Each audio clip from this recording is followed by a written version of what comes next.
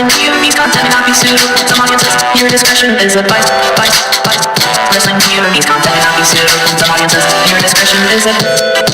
Wrestling POV's content may not be suitable to modern audiences. Your discretion is advised. Wrestling POV's content may not be suitable to modern audiences. Your discretion is advised. Wrestling POV's content may not be suitable to some audiences. Your discretion is advised. Wrestling POV's content may not be suitable to some audiences. Here's your headline.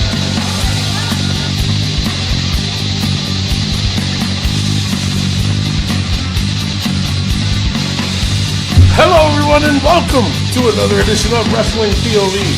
I am your host, Tony Diaz, along with Baby Goody. Shalom. You spit in my face. I meant to do that. And the third wheel, Rick Serrano the third. It's third. Hey people. Sorry, third today. Okay. Yay. And I'll have what he's having. Miguel Cole. Mr. Tony's having a stroke, ladies and gentlemen. Just a good mood, man. We got a whole weekend of stuff to talk about. We got the pay-per-view, points game, Money in the Bank, which I am going to be the new champion. I'm already calling it now. I'm calling it now. It's been a long time calling for it me. this time. I'm going to be the new champion. It's been a very long time. When was the last time you won it? Jesus, I don't know. It's before my longer injury for me. Well, speaking of, the longest right now is Nimi Goody. I mean, even Miguel's won one. Hey, watch your mouth. But not only that, though, you really got to think about it. You know, Kofi's always saying 11-year this, 11-year that. What about That's right. Goody? Now I'll be like 3 years this, 3 years that. You know, I've been here 3 years. I haven't won that shit. She would have Instead a of deeper voice having than Kofi. side nipples, I have knee nipples and shit.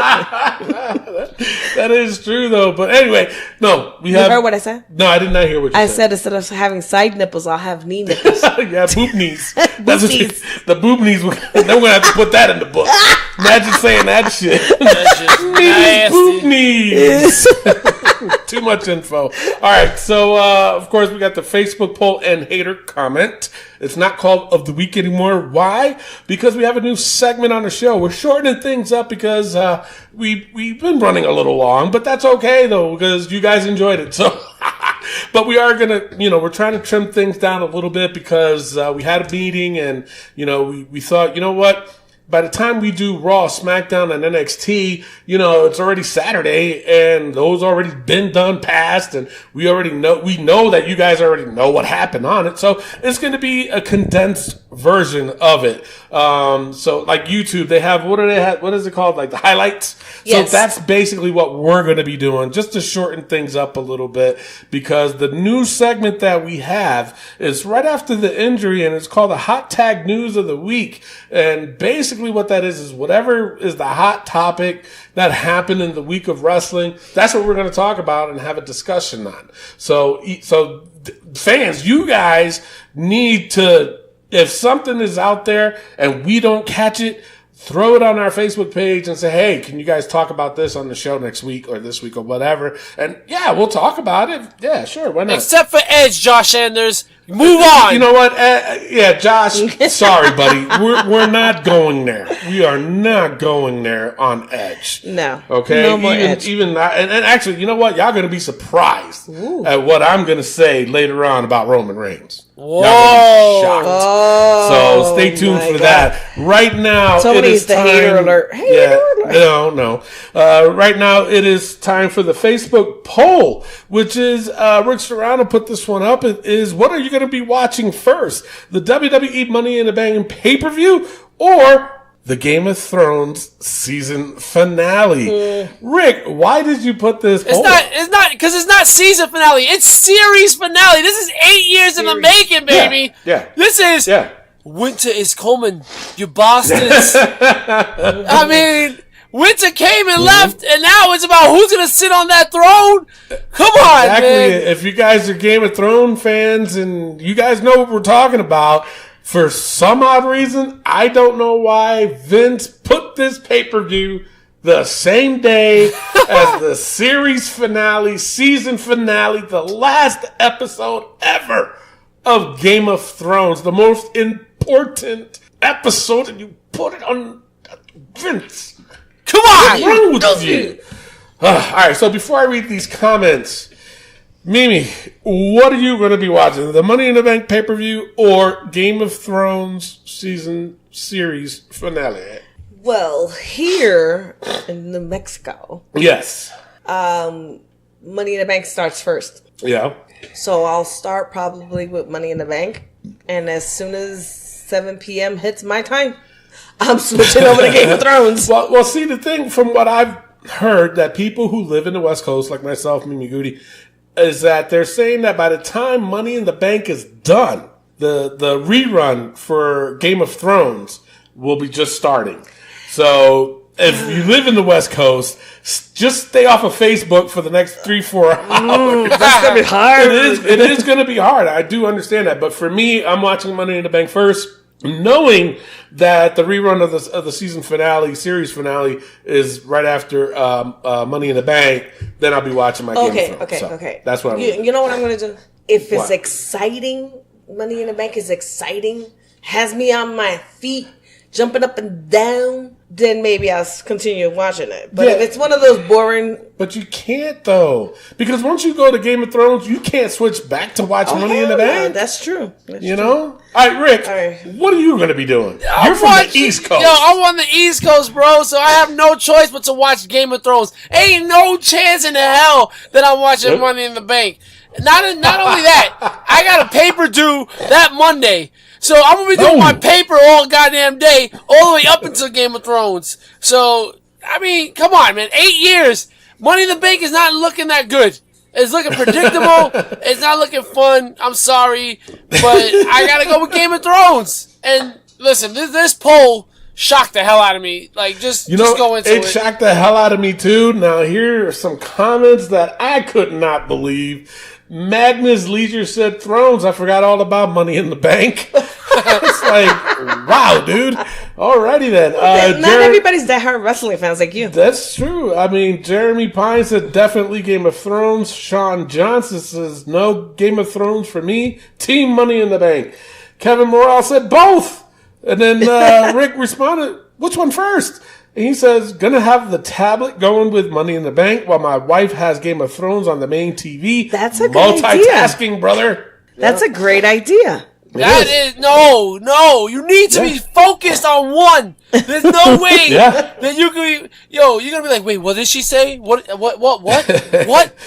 Kevin Morrell also came out with earbuds are a must. So David Jeffers, he said, Money in the Bank. I could not possibly care less about Game of Thrones than I do. The blasphemy. Wow, that's churlish. That's churlish. Definitely churlish. Lord and Cardi B, please forgive him. Wow. Mitchell Baram, he says, how is Money in the Bank beating the finale of Game of Thrones? Because he took a look at the poll. At the time, I think Money in the Bank was ahead at the time when he wrote that comment. Then I've responded with, damn! Travis Wiley, he said both. Samar Velos, he said, I'm going to Money in the Bank. Lee Roberts says, Money in the Bank. I have yet to watch a single episode of Game of Thrones. Brother, that is blasphemy. If you not have seen one episode of season, that one. He's got me all flabbergasted. Sons He's of talking bitches. in tongues, yo. Yeah. Anyway. You forgot to go. Yeah, right?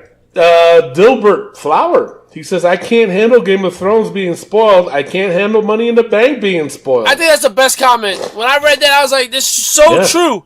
Like it is true. And it's a good poll that you put up there because,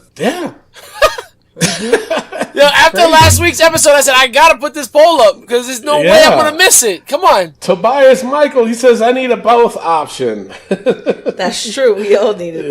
Yeah, we all needed that. But the question is, what you going to watch first?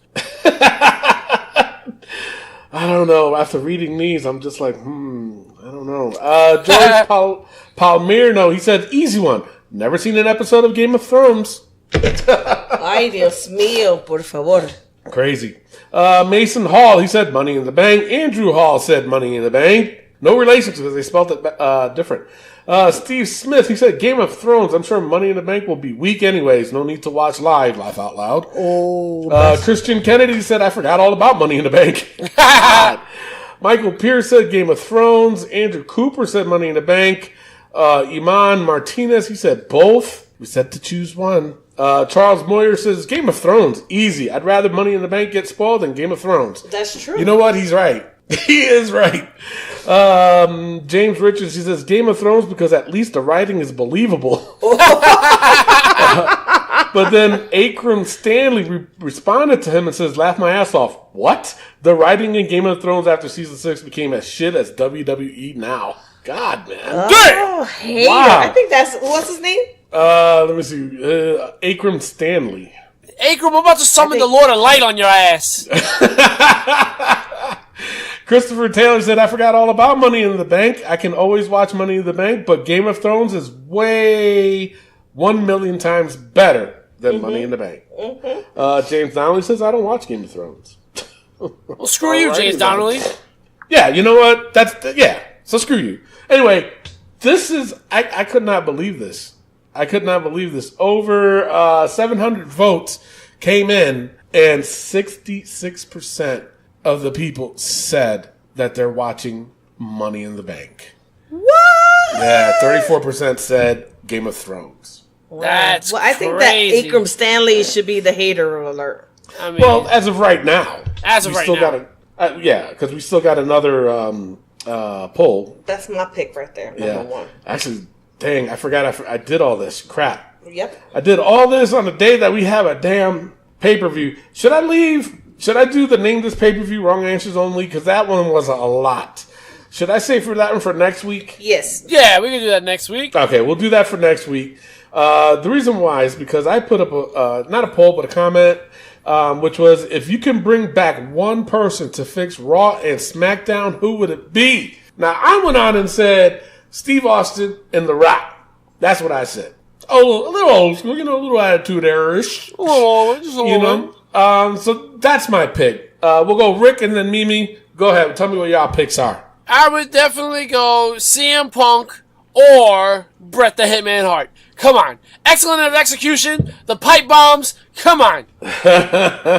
True. I agree with you. Okay. Mimi, who you pick? There's 3 people I would pick. 2. Well, yeah, you know what? I don't care. Go ahead.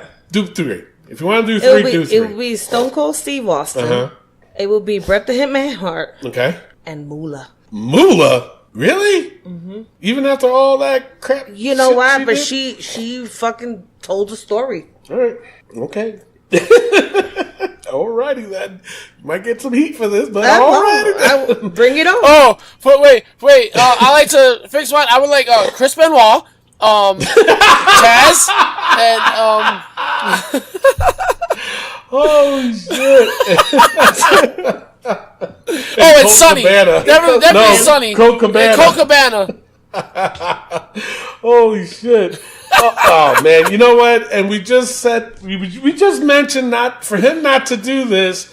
And Josh Sanders, take a wild guess at what he said. What did he say? Take a wild guess. He said Edge for SmackDown and CM Punk for Raw. All right, see, I can't get on him too bad because he made a right choice. Chris Cahill, he said Tony Ferguson is the type of guy that would fix both. Jesus Christ. Of course, Rick put the gif of CM Punk tapping his skull. Joel Chanelli, he said Edge for SmackDown. Ian D'Amore, he said, you know what? This is my favorite person.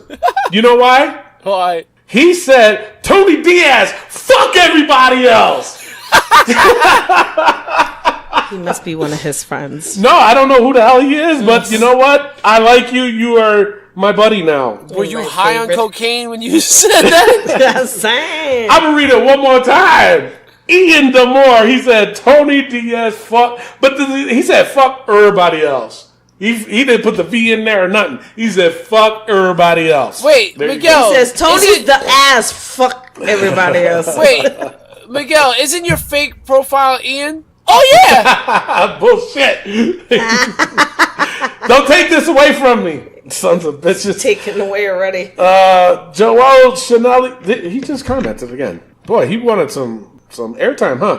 He said, Oh, for Raw, CM Punk. So, some CM Punks in there, Rick. Should be happy. Those are all the Rick's friends. Now, Debbie Davis, she said, doesn't matter. Vince won't be accepting of anyone. He sets his sights on running both shows. Triple H asked him to step down, but he's a stubborn jackass. Don't like him or either show right now. Wow. Debbie Davis, more like Debbie Downer. Right? Jesus, man. I think she was more upset than the downer. Right? Sounded more angry. Very angry. Angry. Christopher Saxton, he said, oh, is he related to Byron Saxton? No. Possibly? No, it's Byron It could saxophone. be. Yeah. If I could fire someone, it would be Vince McMahon. Laugh out loud. Don't even need to hire anyone. All right, that's come on. That's not what we're asking. That's hater alert. It's not what we're asking, but I thought it was funny. It's a hater. Joe Monsieur the second, he said, in-house, give it to Heyman and Triple H.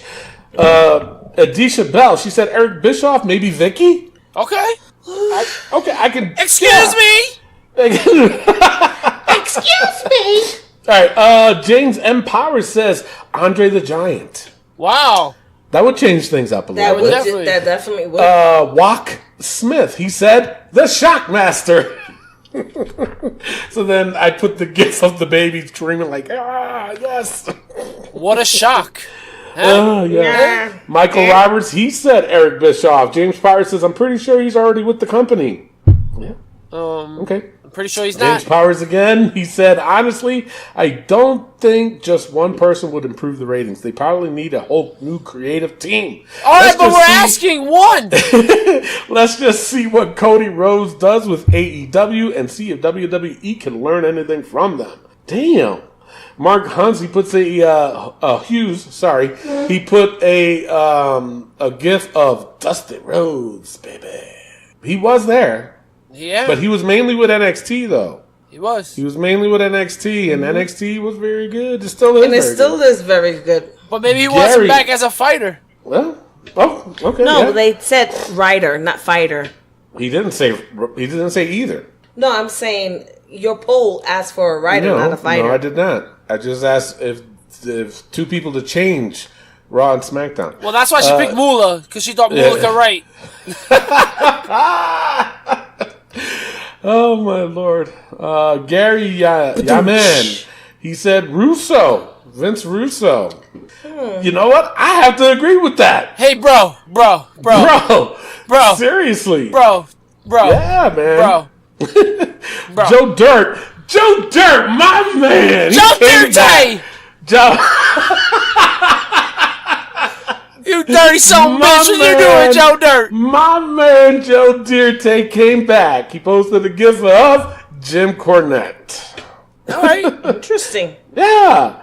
And then there was another one of Tony Schiavone.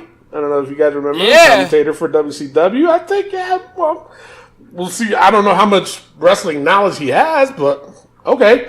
Another Paul Heyman. Stone Cold equals ratings. The Rock, Bischoff. Jim Cornette, R-Truth. CM Punk, The Attitude Era. Rudy Hombre Music. Oh my God! Look, I'm not making that up. Look at that name. That is a long ass name. Hold on. It says Hombre Museliago Lobo Rosas. That is a low. Wow. Look at this, Rick. I can't even pronounce it. That's a long name. We got like 60 syllables. We'll just call him El Lobo Rosas. He goes, I honestly feel they're fine with shit getting out of hand until SmackDown Live moves to Fox. That's the move they're going to hype up. At least I hope that's the plan. Stone Cold Steve Austin. Optimistic. Or better still, the Gobbledygooker. Eric Hector Guerrero's still around. Right? Teddy Long. Player. This one is funny. Brad Fitzgerald said, Homie the Clown. Homie don't play that. Homie don't play that. Jeff Saw said Owen, but anyone but CM Puke. Wow. Adrian Coda. He said, bring over a Nexus type angle would be cool, but with NXT. Another Russo, Teddy Long, and finally Sean Brock. He said, it's not a matter of bringing anyone back. It's a matter of cutting out some of the writers. Too many people have input waters down the product, have a head booker for each show, and no more than 3 or 4 writers pitching ideas. He's kind of right. He is kind of right. But he did not answer the question. No, he did not. So all that you said, no, you didn't answer the question. Sorry. So that's all we have. We'll do the Money in the Bank one next week because there was a lot of them and a lot of really, really funny ones that I really enjoyed. So that'll be it. Who was the name that you got for the hate comment? Aegon Stanley. Who? Aegon Stanley. Dagon? Aegon Stanley. So he is I forgot what he said. What was it that he Whatever. said? He was a hater alert. All right, so he's the hater comment of the week. Rick or Miguel or whoever does that shit. You better stop confusing us because we're 2 different people, obviously. Y'all look alike. Okay, whatever. Aegon Stanley, hater alert. All right, there you go. So let's keep things moving with the wrestling news from around the world. Take it away, Rick. All right, before we do that, let's get into some birthdays. All right, the best referee of all time, Earl Hebner, turned 70 years old. Way to go, Earl. He signed with AEW. He did? He is there, yes. Holy mackerel, the best ref back in business. Mm-hmm. Yep, Now this is a little late there. This is weird. 4 guys have the exact same birthday in the exact same year. Really? Who? Godfather, Papa Shango, and the Good Father all have the same birthday. They all turn 58 years old. That is wild. Yeah, insane. I would have... You would think they were like quadruplets. Yeah, or the same person. Or the same person. Yeah, I didn't think of that. Triplets? What? Wasn't it 3 people you just said? Yeah, what is she drinking? That knee boob milk? Boob knee milk. Boob knee milk. Speaking of damn, Ron Simmons turned 61 years old. Wow. You gotta speak up. Yeah, Good I mean, Lord. his hairline is about 61 years old. That shit is running away. 61 miles. His hairline is saying, damn. Oh, Wow. man. And last but not least, woo. Zack Ryder turns 34. Good for him. All right, it's now time for the wrestling news from around the world.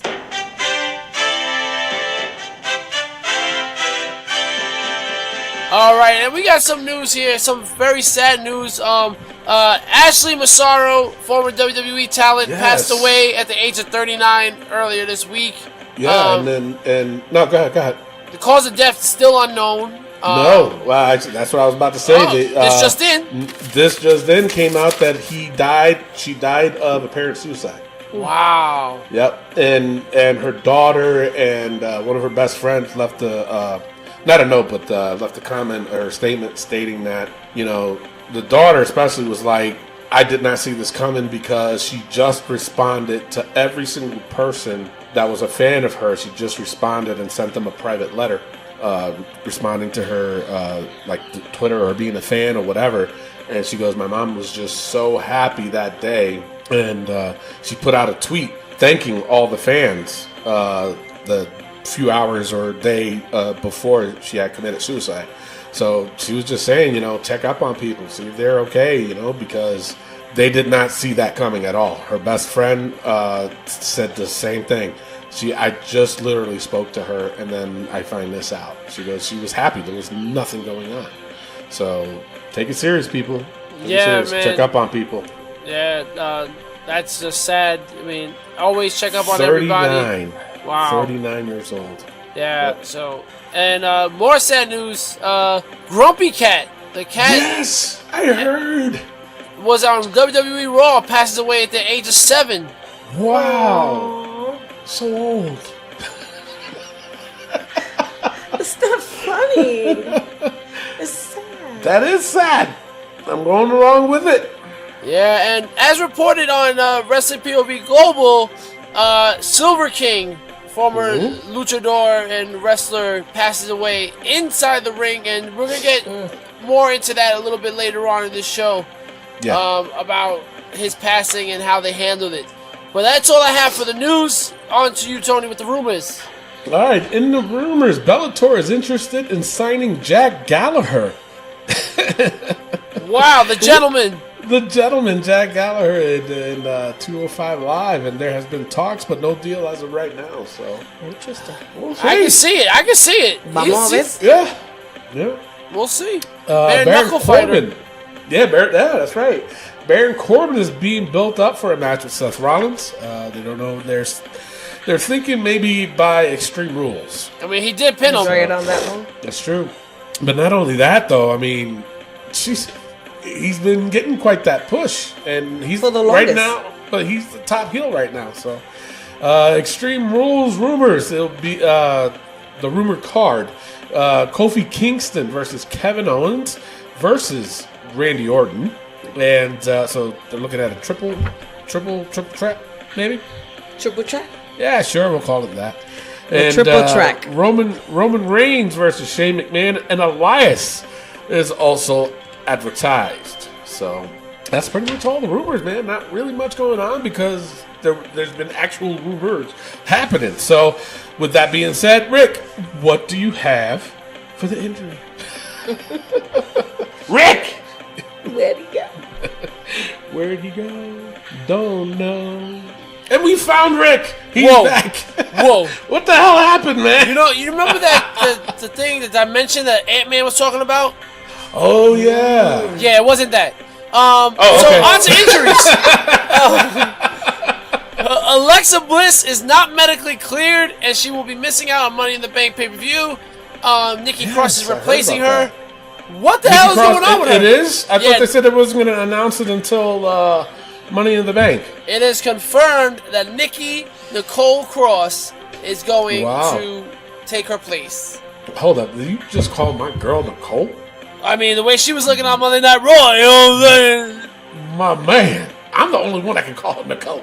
No, I'm kidding. I guess so. Oh, all right. What? Yes. And that's all I got for injuries. That's it? That's it. God, Lord. All right, so now it is time for the new segment. It is the Hot Tag News of the Week. Basically, we take the hottest topics of the week and we just have a quick discussion about it.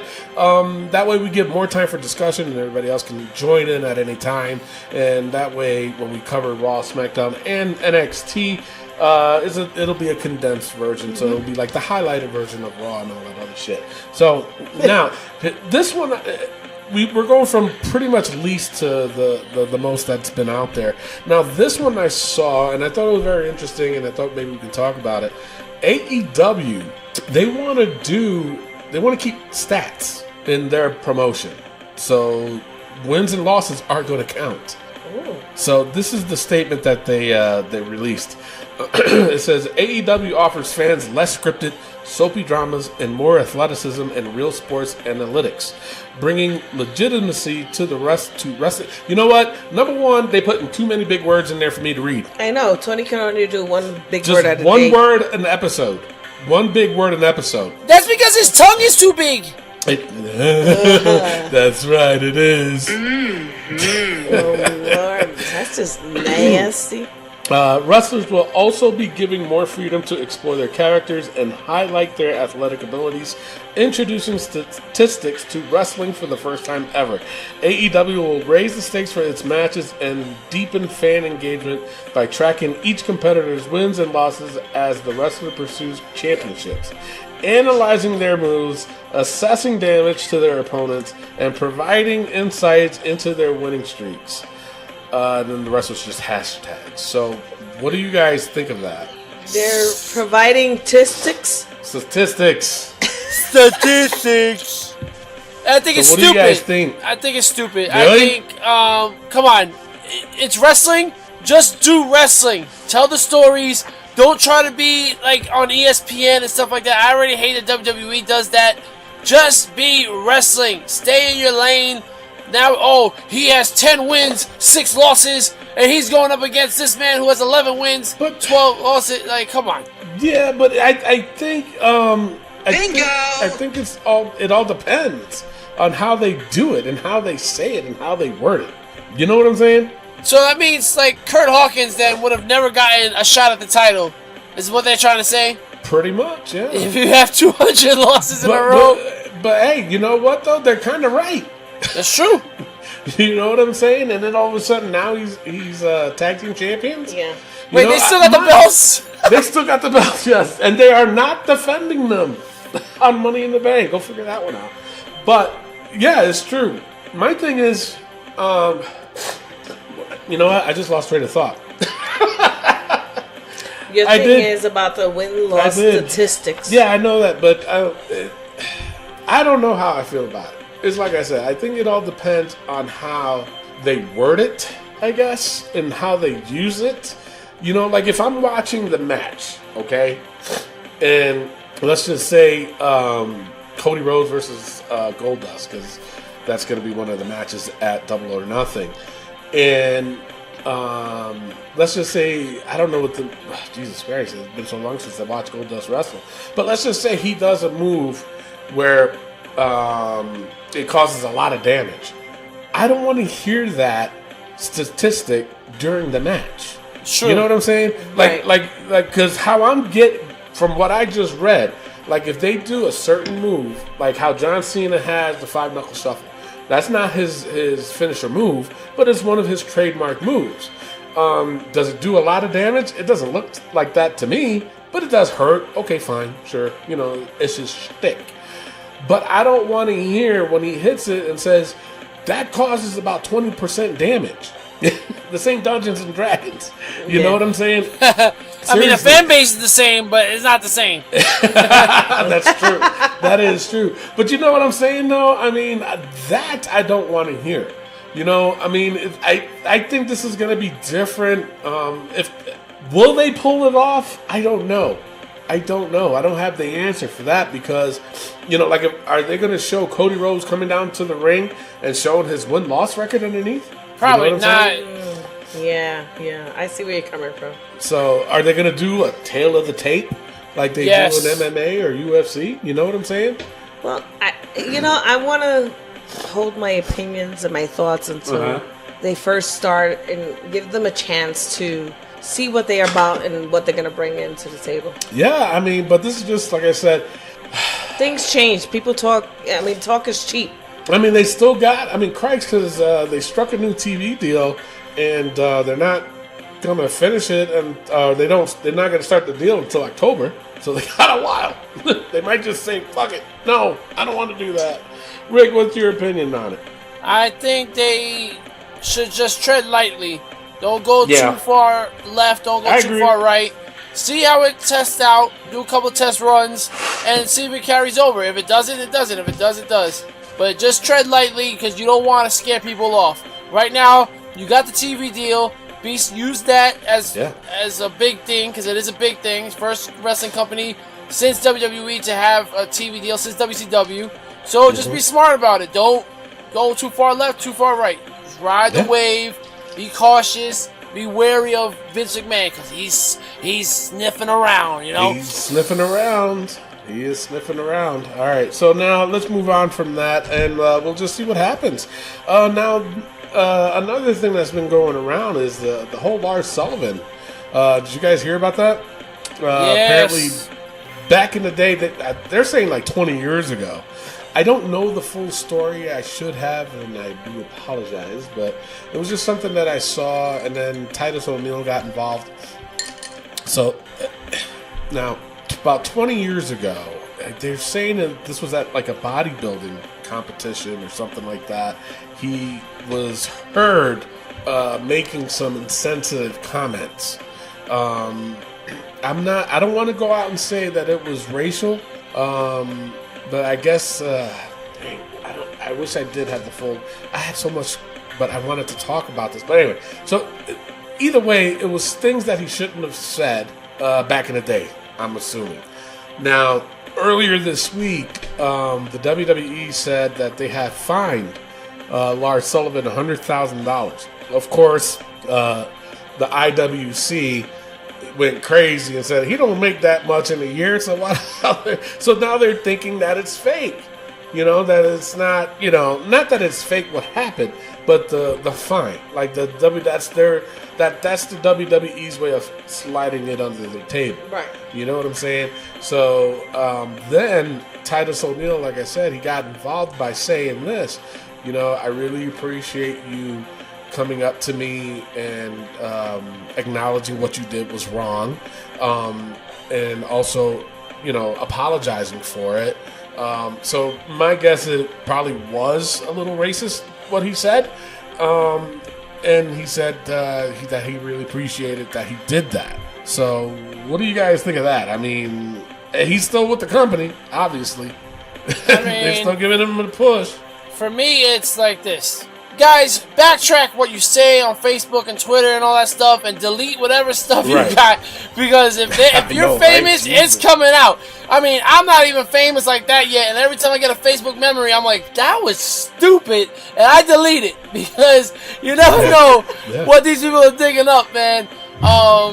It's true, but not only that though, and then, I'm not defending Lars by no means, but back in my day. Okay, and Mimi can attest to this too. You know, there were things that was said that was normal at that time. You know, one of them, I'm gonna say this as it's not directed to anybody, so don't come out and shoot me. You know, like those, you know, like I'm gonna say it, the word, so I don't care. But you know, now I get it. Like back in the day when you call somebody a fag.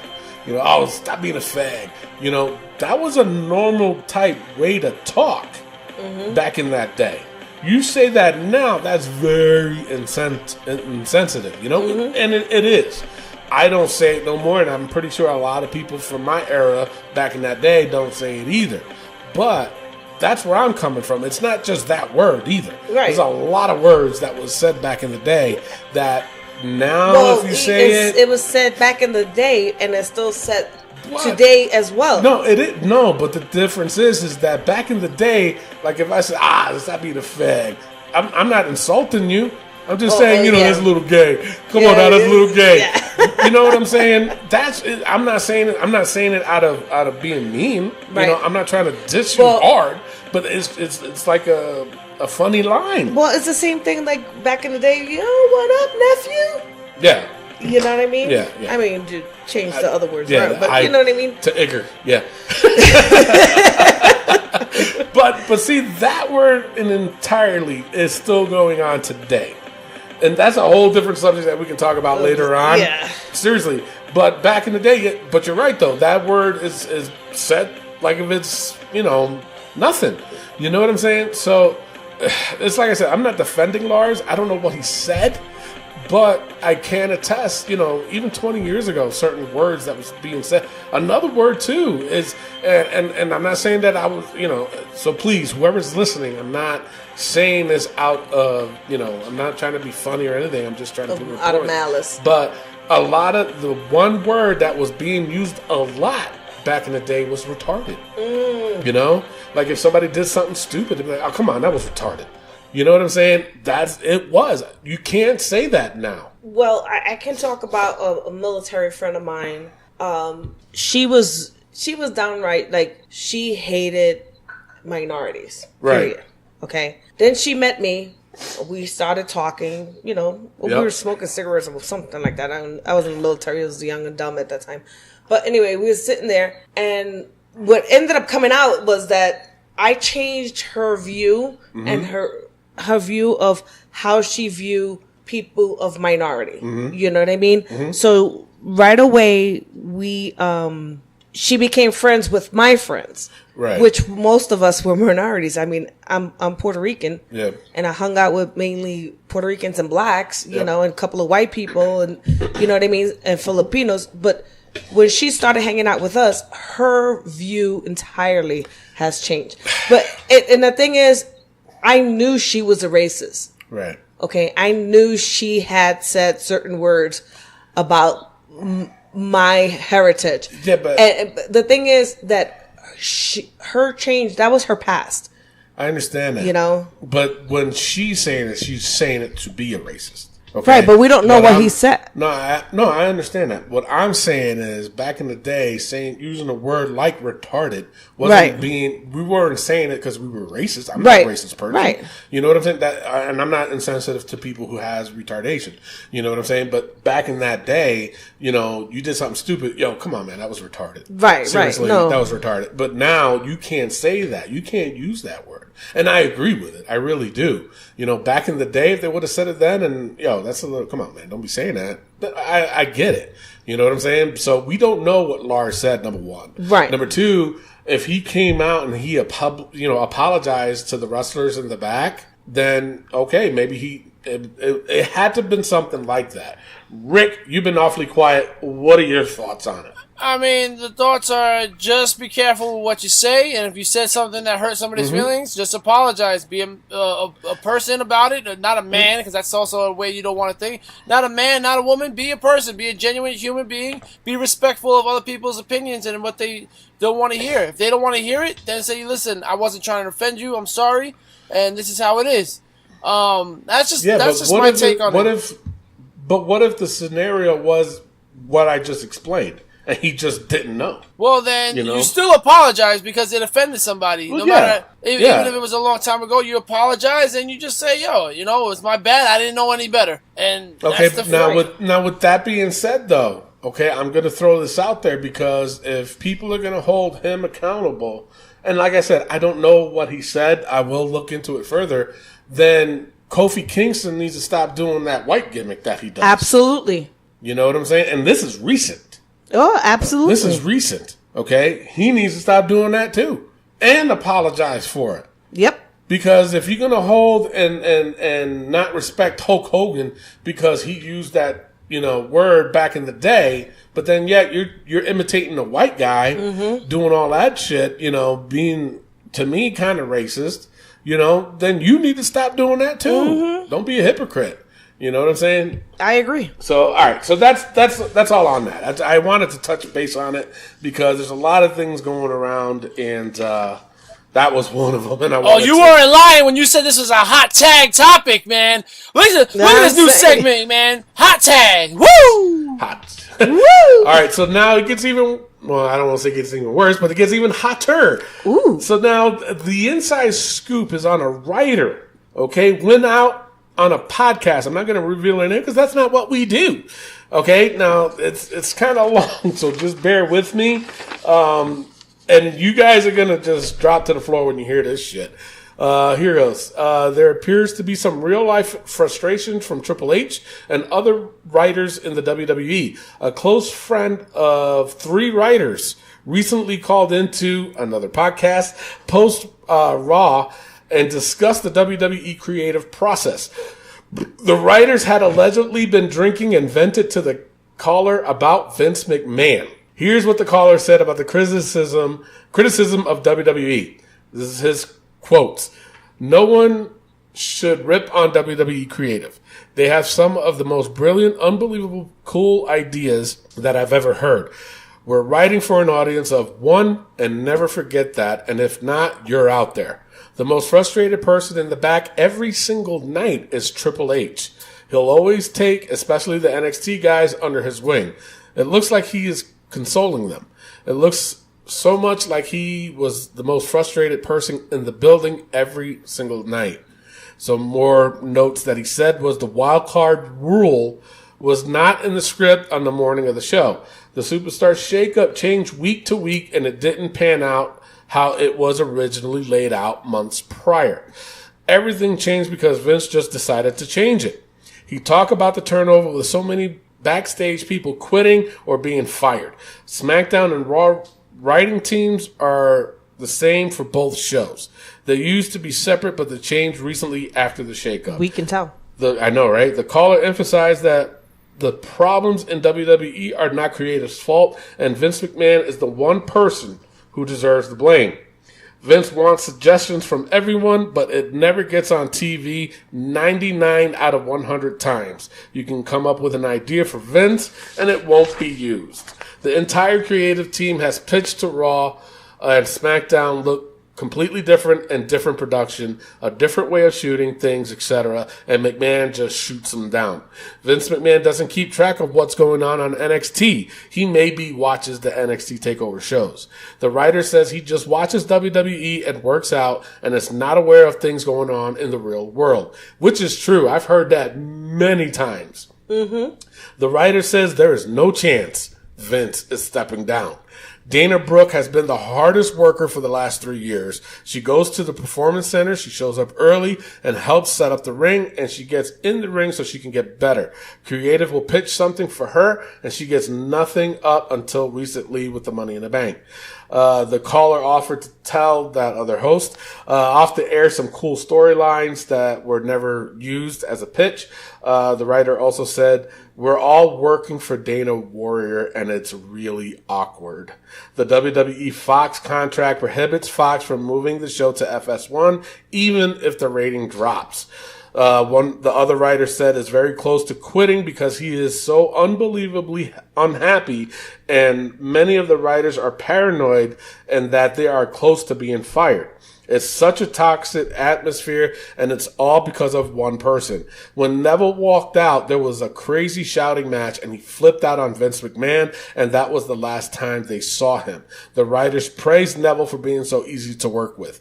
Ideas never pan out as originally planned because writers will come up with stuff, and then Vince loses interest after a week or two. He used Mojo Riley as an example. The money is good, and it's a dream job for many writers, but it's getting frustrating. The talent is very unhappy, and people are trying to get out of their contracts. The writer says Bruce Pritchard is a pleasure to work with. He's a funny guy and a pleasure to work with, but he's not getting through to Vince either. Shane McMahon, Triple H, and Stephanie McMahon have tried to talk to Vince, but it hasn't worked. The people of the writing staff listens to podcasts and they hear fans bashing them. It breaks their heart, he said. Vince is in the announcer's ear to a sentence. He gets on them for tiny mistakes. On Sami Zayn, that's not Sami Zayn's promos. That's Vince McMahon talking through Sami Zayn. There are 37 total writers, and they are now working on both shows. NBC Universal and Fox want the top stars. Andrade, and this is one of the main reasons why I wanted to talk about this, is that Andrade went into Vince's office and asked for a legit push. Vince looked at him and said, "Learn some English and get back to me." Andrade spoke some English last week, and he's been taking English lessons ever since. The Firefly Funhouse is all Bray Wyatt's idea. Bray Wyatt is described as an absolute genius, and he helps other wrestlers with their promos. He's one of the best guys in the locker room. The writer he talked to said they loved when there was a real brand split. He mentioned the Revival Uso storyline being done because Vince just thinks it's funny. We've been saying that from get. We've been saying that for a very long time. I think the writers just did that because they want to get off our book. Well, what I think is, Vince, fire their asses and hire me. I don't care. I'll do whatever you say, Vince. Just take me. Do you? That's not true. You will do it to a certain. No, you will do it for a little bit, and then after a while, you will be in the same position as they are, frustrated and just ready to quit. And then I look at and my I'm talking check. from experience. That's true. Okay, everything looks good on the outside, inside. The money is fantastic, but when you work under somebody who's a fucking micromanager, who fucking tells you what to do, when to shit, when to pee, when to do this, when to do that, not to do this, not to do that, you're like, all right, I'm fucking done. It's true. Okay, but you stay in it for your friends. Well, mainly for your family. Okay, because what you've done it all for family. And that's my experience. So I know exactly how they feel. That's true. No, I get Rick, it. what are your thoughts on that? I mean, if I was Mimi's nephew, I'm pretty sure I would have the same attitude towards it. But no, it's true. I mean, I would never want to work under a micromanager. I don't think it's good for the business. I think Vince McMahon does need to loosen up a little bit. But you got to understand, this guy, like you said, He doesn't do anything but eat, sleep, and shit wrestling. This is all he knows. And that's true. And I remember Chris Jericho on his podcast mentioned they were doing the tour in overseas, in London, I believe. And they were sitting in the bus. And Chris Jericho whipped out his iPad and threw a movie on. I think he said it was Kevin Hart or whatever, because he needed a laugh. And he had his, earbuds in or whatever. And then Vince walked by and tapped him on the shoulder and says, "Why are you watching that?" And Chris Jericho was like, "I need a laugh. Kevin Hart's a funny comedian. I wanted to watch a movie." He goes, "Well, why aren't you watching wrestling? You should be watching wrestling. Put on something that's wrestling related. Do that at least." I was like, shit, then he should have put on Nacho Libre. I know, right? Jeez, man. I mean, so it's like... Well, and after a while, and I'm going to put it out there again, it's like a physician or a surgeon, because that's what I work with. Yeah. All right? It's like a surgeon. You work with surgeons, and they can be the top dog in surgery. Yeah. Did you say big dog? No, I said top dog. Jesus Christ. But and after a while, after many years, when it's time to slow down, some of these guys don't slow down. Right. And then you're like, "Doctor such and such, don't you think it's time for you to retire? Don't you think you would enjoy retirement?" Yeah. And they'll come out and say, "No, this is my life. This is what I do." Right. And when it becomes to the point that you're ruining the business that you absolutely love, I think it's time for you to step back. But he doesn't think he's ruining it. Exactly. That's just the sad part. And I hate to say it, and at the same time, I mean, I like Cody Rhodes, but this is what's going to help AEW fucking fly. Absolutely. I agree to that. And I'm telling you right now, if AEW becomes successful and they end up being competition for WWE, Vince is going to panic. He's not panicking now because they only got a pay-per-view coming up next week, and they're not airing on TV until October. You know what I'm saying? But when they start, I mean, you know what? I tip my hat off to Cody Rhodes. He's a friend of the show. Of course, you hear him on that promo. But he left WWE. He left what was putting food on his table. Good paying job. But he did it the right way. And I tip my hat off to him. Rick, what are your final thoughts on this? I mean, my final thoughts on this is that Vince, take a step back. But I don't want to see Triple H jump into the ring. "Oh, I'm gonna take over." I think you're best with the team instead of just one person running the helm. I think if you have a team of people and then you have a team working under the team is the way to go. And have different people. Don't have 4 McMahons in the same room running the show, because that's not running the same thing. You need to have different people from different areas and different aspects of life. Like, you have Andrade, who people see as a great wrestler and who can freaking win and who can do your business lovely things. And we got, you got to learn English. Yeah. Man, come on, man. This is not this is the English only movement. Like, this is what we're doing. Man, exactly. We're just repeating history. That never used to be like that. Yeah. That never used to be like that. Come on. Really, Andre the Giant, you can understand a word he was saying even when he was speaking English? Well, the thing is with Andre the Giant...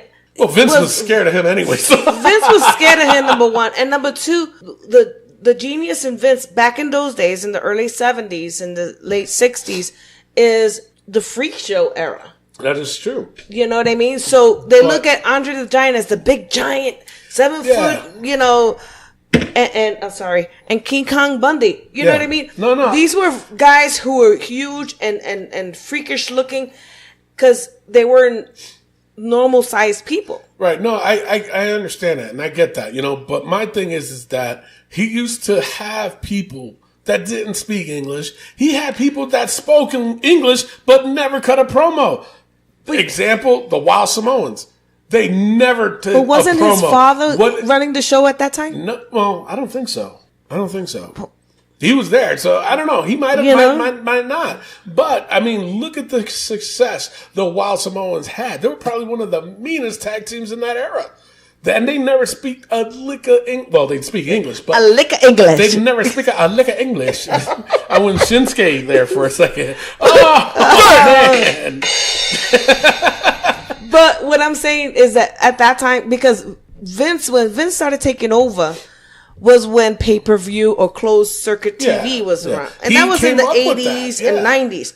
But when the Wild Samoans and all these guys started, his father was the one running the show, not Vince. Vince was actually commentary and running. And he was, yeah. But at That the was same, it. I'm just saying, what he should have been learning from that is the fact that they never cut a promo. They never, when they did, it was, that was their promo. Why? Because they had Captain Lou Albano talking for them. And Okay. he had Selena Vega. But even still, going through time, even when he started taking over, there was Goldust and Melina. Okay, was it Melina? No, Right? Marlene. Sorry, but then even still, Triple H had China. You know what I'm saying? Mm-hmm. There's so Yeah, he many did. managers out there, and then I think he finally caved in when having Paige team up with Asuka and Kairi Sane because they both don't speak a lick of English. You know what I'm saying? So I mean, seriously. all right, going back to what. So, but going back to what gets me upset about that statement is because Andrade is a very talented wrestler, and and if that is true, he couldn't see past the fact that he's a talented wrestler. He's got Selena Vega as his manager to speak English for him. Now he's been improving on the mic. Though. That's what's sad. Wasn't the So now original what? Sin Cara didn't speak Sin Cara? No, well, the original? the original spoke English. The original spoke English. I think the Well, second one didn't speak one of English. them didn't speak English, and then the thing is that isn't that the one that quit? I think so. I could be wrong. I could be wrong. But even still, I mean, I'm just like, that comment, that statement that he said about Andrade, if that is true, that's fucked up. That's really fucked up. Can I go back to what Rick said about the Yeah, go ahead. the McMahons? Yeah. And this is just a question to both of you guys.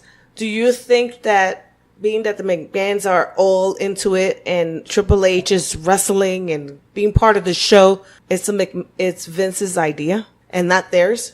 I think it has a lot to do with Triple H. Definitely is pushing himself. I definitely believe that. I definitely think. See, I don't think if this is true that he's the one running the show. Okay, You talking about Vince? Vince. Oh, yeah. I think that it's also Vince's idea to, Triple H, you were the big guy back then. Let's go back to that. You know what I mean? Why are they pushing Shane? You know what I mean? Yeah. Granted, he has a big ego, and he's probably like, Dad, I want to be part of the show. Okay, Sonny boy, you can be part of the show. Wow, you sounded just like him. Jesus Christ. I'll get on my knees, Shaney. Yeah, exactly. But it's just things like that. It's like, yeah, no, I hear you. I mean, because it's all these little puzzles that are coming together. With Ronda Rousey having her meltdown on Twitter, and all that stuff, and it's just like, dude, is it true? Yeah. Is it really true? Mm-hmm. I don't know, Rick. I mean, that's it. I mean, split it up. Have multiple people as the top runner, and then have people working under them. That's the best thing I can tell you guys. But at the end of the day, though, honestly, I think it is time for Vince to step down. He's made so much money. He's made so much money. He just spent money on the XFL that's going to be launching next year. Take a break from wrestling. Go and take care of that. And still watch what your product is doing. That product of professional wrestling made him a billionaire. You got enough money, dude. Right. Kick back a little bit. Let somebody else take the reins and see what happens. Well, for him, it's not really Roman either. For him, it's not the money.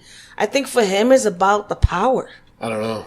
You know what I mean? Yeah, I know what you mean. Wrestling is his Viagra. Come on. Right? Exactly. Yeah. I'm wrestling. Love it. It gives him a big hard on. Choked on that. All right, so that's it on that. And finally, in the hot topic, the whole Silver King death. He died in the ring. Okay, pretty much. I don't got nothing in front of me, so I'm going freelance. I'm going freestyle. Now, Rick, what are your thoughts on the whole death? Did you see the video? Yeah, so I watched the video, and Okay. the hardest thing about this whole thing is that nobody responded. And I'm not Right. talking about EMTs, because there were no EMTs there, so they couldn't respond. But the referee, Juventud Guerrero, you're in the ring. You know what's going on. You know that you're not supposed to win that match. Silver King lands a move on you, and he goes flat on his stomach. His leg stiffens up in the air. There's something wrong. The fact that the referee didn't pick up on that, I gotta blame him 1,000%. Then Hoovy, who is in the business for over 20 years, is not picking up on that. This guy's not moving. He tried to flip him over to pin him. He couldn't do it. He did it multiple times. The referee counts to 2 and stops mid 2.5. Does not hit until like half a second later, 30 seconds later, hits 3, and Juventud wins. Juventud wasn't supposed to win. And we're still not knowing what's going on. 6 minutes before anybody gets in the ring and helps this man and starts something. Hoovy grabs a flag. He's still trying to stay in his character, but the referee is standing there looking stupid. Now, our very own TJ Logan from Wrestling POV Global, he went on to talk about saying that, wrestling is fake and we're supposed to respect that it's fake. But listen, brother, that's not what this was about. This wasn't anything to do with wrestling being fake. This has to do with the safety of the wrestlers. In New York City, for one, I know that. And I know in the U.S., for one, EMTs have to be at every indie event, every wrestling event. There has to be an EMT ringside. Otherwise, you will lose your license. This is for the safety of the wrestlers, not because of the moves they do, but because of the moves they do are dangerous. Right. And it can cause serious injuries, even death. That's why they need to be there. That's why the referees throw up the X sign so that so that EMTs can come down, the doctor can come out. So I disagree with our own TJ Logan, which you can catch him every Wednesday on iTunes, YouTube, Podbean, Spotify, and iHeartRadio for free. And to follow up or to follow on what you were saying, though, right? Yeah. Number one, Tom, I'm about to teach you a lesson. Because, number one, for being in the business for 20 years as I've been in, the one term you never use, even on a podcast, is fake. You should know better, number one, because you were in the business too, doing the interviews, doing a lot of backstage stuff. And then now you're here with Wrestling POV. Don't ever use the word fake, okay? Because every time I hear that word, it makes me cringe. And, I did own a wrestling school back in the day too. And every time I heard that, when people come up to me and tell me, wrestling's fake, you don't really hit them. Oh, I don't? You know what? Come over to my school around 6 o'clock. Just go 5 minutes with me. That's all I'm asking. I'm going to show you exactly what I do in that ring. And after that, they'll be like, damn, wrestling is not fake. It's a lot of work, That word, yeah, that's a big no-no. Choreographed is a better word to use. Exactly, yeah, that I accept. Scripted, yeah, I'll accept that. But the pain and the punishment that we do dish out. Because when I punch you, granted, yeah, it may not be at 100%, but I'm still going to hit you. You're still going to feel it. The only time maybe I do work stiff is when I give you a chop. Because I love that sound of flesh hitting the skins, and the people go crazy, and they go, oh my lords, that Tony Militia guy really hit him hard on the chestises, and it made a sound that I'm just like, whoa. Tony just pulled a Vince McMahon, ladies and gentlemen. Yes. He's at 100% Vince McMahon. Yes, he sure did. But I did. But at the same time, when I'm in the ring with you, I'm making sure that you are safe, and I'm hoping that you're going to make sure that I'm safe at whatever move that you're going to do. Am I going to feel it? Yeah, of course I am.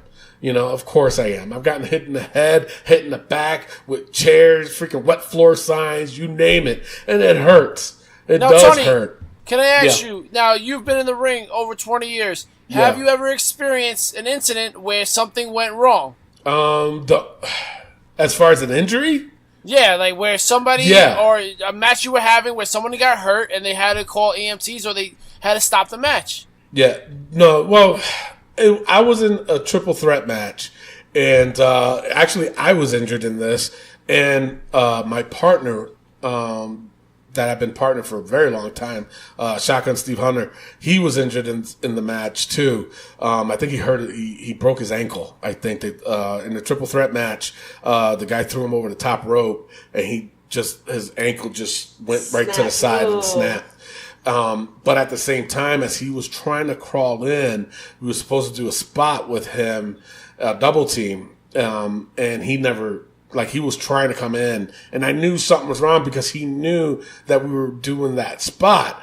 So, I kind of looked at him, and then the ref came over to me, and I said, go check on Shotgun. And then I told the other guy that I was wrestling with, push me back up into the turnbuckle and just start hitting me. So that way, it drew the attention away from Shotgun, and it drew the attention towards me and the other guy while he was hitting me in the corner. Mm-hmm. So while that was happening, the ref went over, tried to help him out, and then he kind of looked at me real quick and just shook his head no, to forget the spot. I knew right away, all right, he's hurt, he's staying out there. And then I don't remember exactly what I said, but I said something in the term, and I said it loud. I didn't care. I said, keep him out.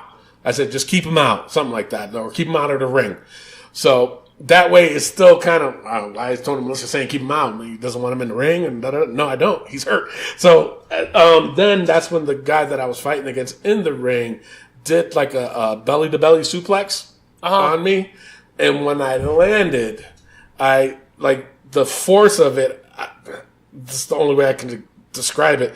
I hit so hard on the mat that it popped my shoulder. Oof. And I was in pain. And I got the video of it too, that you could see it.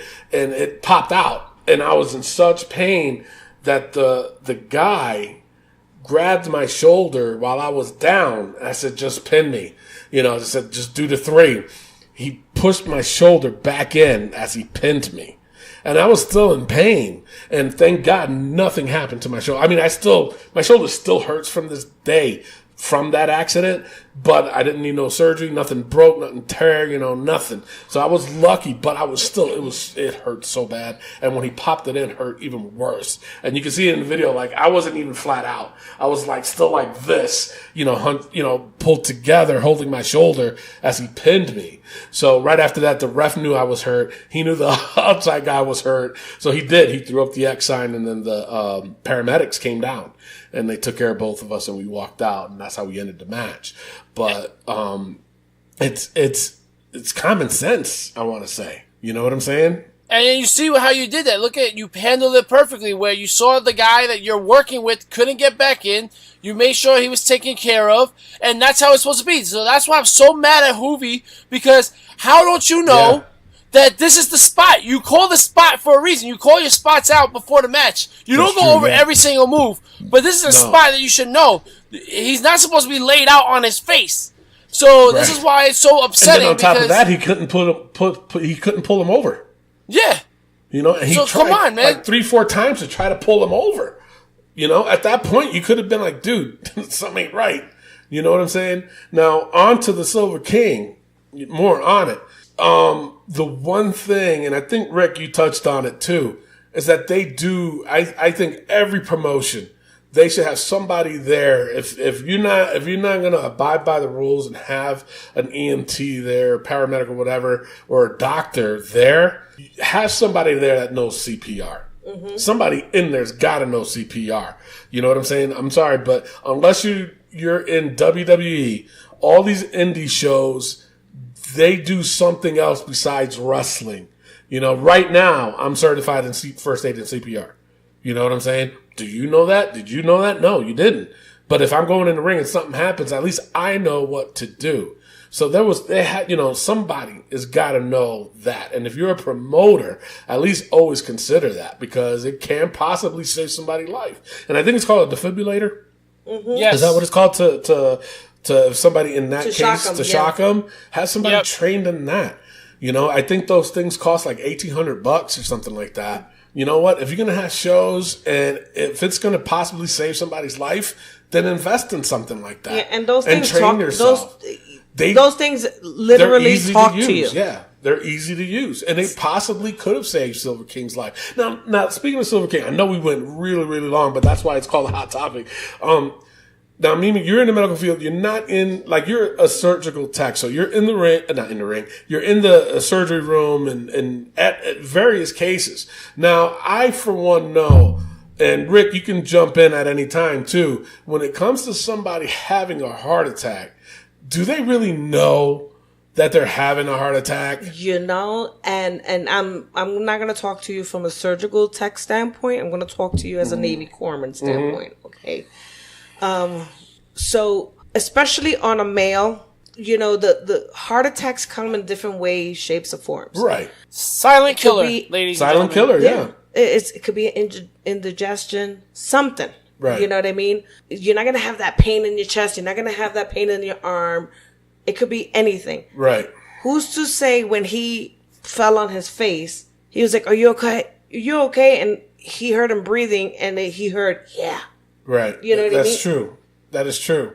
So Hoovie's like, "Okay, let's continue going." And I'm talking from, you know, Mr. Provost.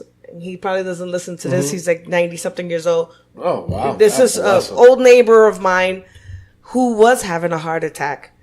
Okay. His wife came over and she was calm, cool, and collective. And I went over there and I'm like, you know, "George, are you okay? You okay? You okay?" And he's like, "Yeah."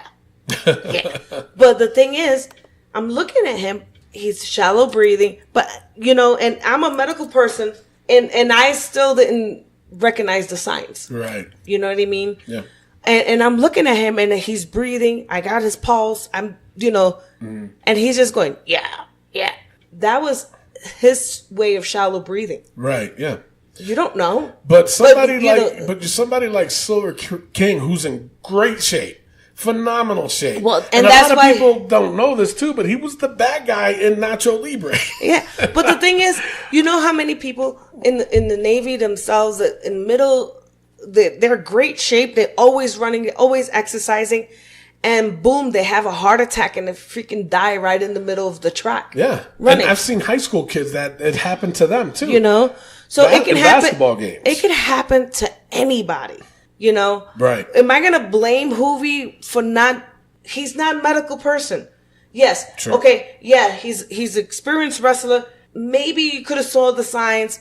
Then again, who knows what was going on through that boy's mind? Yeah. You cannot blame anybody. It happened. It's sad that it happened, and hopefully, you know, I mean, let him sleep in peace. But hopefully, every promotion will learn from this. Yeah, I agree. And do exactly what Tony Diaz suggested: is have a EMT, have an AED available, have someone who knows how to do CPR. Yeah.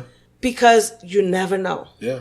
And life is too short and too precious to let it go so soon like him. No, I totally understand. But you know what? I didn't think of it either, of the fact what you just said. Maybe they did ask Silver King while he was laid out, and he said, you know, when they asked, "Yo, you okay?" And maybe he did say, "Yeah." You know, Yeah. I didn't think about that because the only person that knows is that ref, Hoovie, and Silver King. Right. Those are the only three that knows. You know what I'm saying? So you're right. And unless we hear from Hoovie himself, Exactly. you know, then we can't really place blame on anybody. There's no you know? one to blame. I mean, his time was Yeah. then, you So, know? Okay, so Rick, final thoughts on this. I just take care of yourself. Make sure you check in with a doctor. Check in, and also make sure if you're in the wrestling business, you're gonna be in the ring with somebody you can trust and somebody that's gonna take care of you as much as you're gonna take care of them. And that's all I gotta say, really. All right. All right, so you know what? We're going to take a quick pause because we've been on for long enough, and we still got Raw, SmackDown, and NXT, and the pay-per-view points game. But we promise you, it's going to be a quick, condensed version of it because we're going to go over the highlights of it, and then that's it. And then it'll be over, and you can go on about your day. But but also with everything that we talked about in this hot tag topic of the week, please put your questions on our Facebook page, and we'll talk. We can either keep talking about it, or we'll discuss your questions or your comments even on the air for next week's episode. Okay, so we're going to be right back We're going to take a quick pause. Be right back. This is the American Nightmare, Cody Rhodes, and you are listening to the Wrestling POV podcast. All right, and we are back, ladies and gentlemen. Wrestling POV and Wrestling POV Global is affiliated with the Collar and Elbow brand. Go to collarandelbowbrand.com and save yourself 10% by using promo code WPOV. That is WPOV, and you will save yourself 10% on some of the greatest wrestling gear out there for your independent wrestling associations. Yes. 10%. Tony, it's time to get raw notes, baby! Yeah, all right. So first of all, like I said, we're doing Raw a little different. We're not going to talk about each thing that happened, but it's going to be like an overall thing. So overall, I thought Raw wasn't that bad. I'm confused with a couple things. Why are they doing another Roman video package? Why is Roman in this period? I told you guys earlier that you guys are going to be shocked at what I got to say about Roman. And honestly, I'm getting a little bit sick and tired of seeing Roman. Bingo! I'm dead serious. It's like, all right, this is too much Roman now. Because the one thing I'm hearing is that the reason why Roman's on Raw and SmackDown is to boost ratings. I didn't know he had ratings up on Raw to begin with. Come on now. Y'all getting ridiculous. My thing is, it's just too much. It's just too much. Raw wasn't that bad, but I mean, come on now. Nah. And the other thing too that, I mean, it didn't confuse me, but they showed the clips of AJ and Seth when they fought each other back in the Indies. Did you guys catch that was cool. That was cool, but I want to know who won. AJ won. Oh, did he? Yeah, because that was one of Seth's first match. Or was it Seth? You know what? Seth talks about it on the 24, the 365. Oh, really? 365. He talks about it, about being injured for the year. If you guys tune into that, you'll find out the answer to that. So. But no, I thought that was pretty interesting. There's one part on here that I was just laughing my ass off. I think it was that whole thing with Braun and Sami Zayn. And when Braun said to him, because they set up the match, he goes, "I'm going to eat you alive."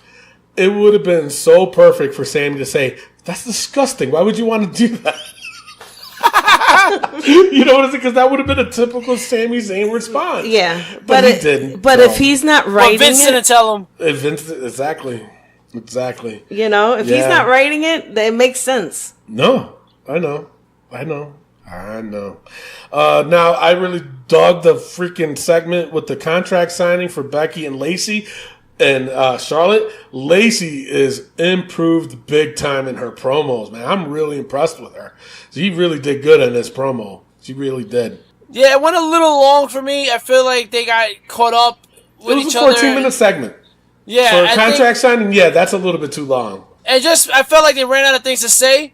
Because she was like, "I don't want to get my dress dirty." When she said that. No, but the best part, though, is when she said to Becky, "You're swinging around something you don't have." Oh, man, that was hilarious. That was great. That's amazing. She's doing great. That was. So, no, I dig it, but yeah, you're right. A little bit too long, though.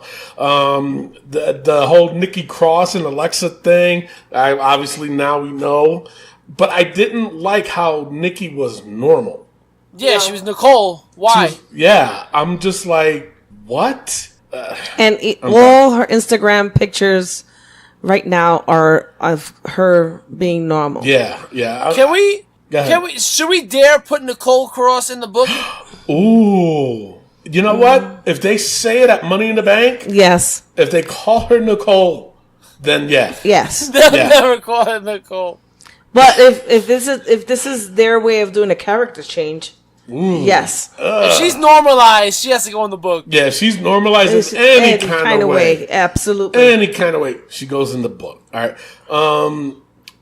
Two more things in my mind that stuck out on Raw. The Firefly Fun House. Wow. How amazing was that? Fucking phenomenal. It was so good. I had goose pimples in my body. It was freaky. It was so freaky. Now, but the thing of it is, now I gotta listen back to when this first started.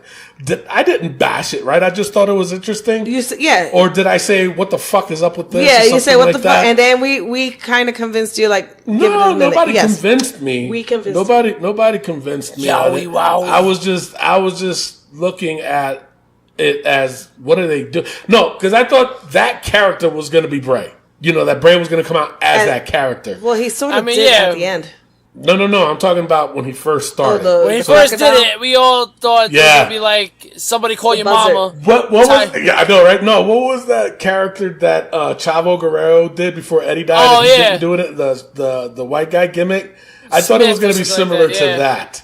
So that's why I was kind of on the fence with it. But after watching it, and then I did say, you know, this is getting kind of creepy now. Because it was. And then just some of the things that he was doing with his facial features, I was like, oh no, this is going to be something different. But I was still afraid that he was going to come out. Like that character right there, before he donned the mask and the different outfit, I thought that's how he was going to come out. That's what I was not looking forward to. Totally changed my mind though. And you know that this was all Bray. There's no way. I'm sorry, even though we went on a long segment about the writers and what they said, there was no way that this was the writer's idea. No fucking way. Anyway, No writer, no Vince, I no dug writers. it. Now, my question is this. Where do they go from here since they debuted it? After Money in the Bank, he's coming out on Raw. After? Yeah. All right. Maybe during Money in the Bank. That would be nice. I don't think they're gonna drop it with Game of Thrones. I don't think they're gonna do any like shocking things on Money in the They Bank. have to. I think that, you know what? Now that you said that, I think they do. They do have in to. order to. I mean, Vince has to know that Game of Thrones is on, but his mind, he's going to be thinking, no, nobody's going to watch that. They're going to watch wrestling. Do you know that the talent is gonna be watching it while Money in the Bank is on? Exactly. You know, Xavier Woods is going to be in the back with his Yep. freaking Jon Snow robe. And sitting there watching the fucking Game of Thrones. Don't give me that shit. All right, and then the main event, it was it was Sami Zayn versus Braun. Took Braun out. Sami Zayn's in the fucking Money in the Bank. What the Braun hell, is man? chump salad, man. He's a chump. But I heard he's hurt. That's why. I heard he's hurt again. Did you hear from me? Jesus, man. My God. Then it's not true. Wow. That is not true. My goodness gracious! I mean, but this segment this match went a little long. I did like it though; it wasn't that bad. I did like it. So we got Braun out, Sammy in, and I'm not. I'd still dig it though. It would have been better if everybody attacked Braun. You know what I'm saying? Faces and heels, because nobody wants Braun. That would have been better. Yes. That would have made Braun a more of a monster. True. And stuff like that. True. But I think they're trying to chump him out now. We'll see. I think he's still going to get involved in this ladder match though. Oh, for sure. You know what I'm saying? So all right, so that's your Raw.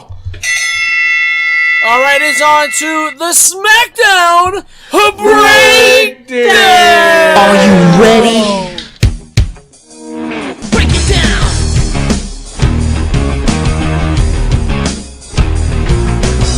Degenerate into something fool. We just got tired of doing what you told us to do. That's a break, boy. Yeah, that's a break, little man. Break it down. Degeneration. I still get my own theme song. All right, so SmackDown had some Son of great a moments. bitch. It had some not so great moments. I'm gonna go over the great moments. Andrade versus Orton versus Balor versus Ali. Great match. That was a good match. Yeah. Andrade ends up winning. Yo, Randy Orton is growing on me, man. These RKOs against Ali is just getting better and better. I just That loved was it. a phenomenal RKO. Yo, He did. I was just like, yo, how is this guy doing this? But at the end of it all, Andrade picks up the win, and now people may think, well, Andrade won. He's not winning Money in the Bank. I don't think so. I think Andrade's winning Money in the Bank. And I'll talk about think that a so? little bit more. Okay. Talk about that later. All right. The Kabuki Warriors, ladies and gentlemen. Yeah. Asuka and Kairi came up with this name themselves, so that was their name. I don't they like came it. up with it. Kabuki is supposed to be obscure. It's supposed to be crazy hair. Yeah, no, I crazy know dressing. I know what it means, but that name just doesn't fit them. It doesn't fit them, and doesn't fit them with Paige. Oh? You know what I'm saying? Like, you know what? Maybe you're right. having, like, if they were by themselves, I can see it, but having Paige with them, it just doesn't go. And you know what? Paige needs to start wearing like a Cruella DeVille kind of fur coat. Maybe if she did that and came out with them, then I would buy into it. The mix is not there. It's not there. No. It's like oil and water. It's just not there. Yeah, because It's not they're gonna colorful mix. and she's goth. Exactly. Yeah. I think that's what it is. Yeah. Yeah. I think you're right. If she has to change up the black gear. Yeah. No, but the thing of it is, though, and now this is going to switch from the writers to the freaking music people. I do not like the mix of Asuka's and Kairi Sane. No. Oh yeah, that doesn't It's work. terrible. It doesn't work. It just does not work. Just- This whole segment, honestly, in my opinion, like, I don't like the name, but I think you're right, Rick. I think with Paige out of it, maybe I might like it then. You know, if that makes any sense. But for me, this whole segment was 19 minutes long. Period. Mm-hmm. It was just dumb. It was 8 minutes in. Mandy Rose and Sonya Deville finally came out to do this match because they wanted. It was poorly done. And I like Kairi Sane and Asuka, as we all know. But this I will was have to very say poorly the done. match was really good, though. The match was really good. I really enjoyed the match. It was alright. Mandy, You know what I mean? Mandy The Rose way can it's- go, bro. She can. But the can, way she got but the way thing she of got it is- pinned, it was But the thing of it is, I lost interest because of the fact that this whole segment was 19 minutes long, and they fought for like 2 minutes. 2 minutes. Yeah. You know what I'm Yeah, I saying? can see that. So that, Sonya I just Deville- lost interest. Sonya Deville and Mandy Rose are going to end up splitting up. We already see it. They're still working on that. Yeah. The Iconics were They need ringside, to which was split okay. split up already. So it looks like the Kabuki Warriors and the Iconics will be having a story going along in the next coming weeks. Which will be Yeah, interesting finally because the now Iconics was there. the bad parts, Yes. you got the Charlotte promo. Why are we hearing from Charlotte again? But what made no sense is that they cut into a video package. Yeah. I was like, Ridiculous. but they cut to the video package, and then when they came back to the ring, Charlotte was gone. Yeah. I was like, what the fuck? Wait, what? It was, I mean, more what the F moments.